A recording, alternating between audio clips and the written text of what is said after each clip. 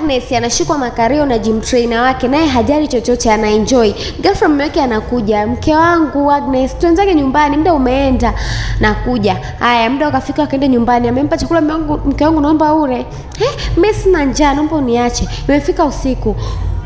Mke wangu, naomba mechi. Bana sijisikii, nimechoka. Akaamua ende kwa mganga, si ni mchawi huyo jamani.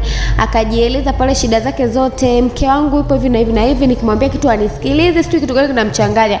Naomba unisaidie mtaalamu. Haya, nakusaidia kwa sharti moja. Ngoja nikupe kitabu. Akampa kitabu. Hicho kitabu cha miujiza kina nguvu, kitakusaidia katika kujua mke wako kitu gani kinachomsumbua, kinamfanya sikusikilize. Sawa mganga. Akakichukua, akawa anaona kumbukumbu zote. Kumbukumbu anazofanyaga mke wake anavyoshikwa makalio na gym trainer.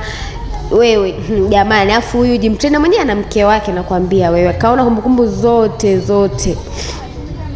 Hadi leo ikae na muuma jamani. Tutaendelea sehemu ya pili tujue ilikuwaje.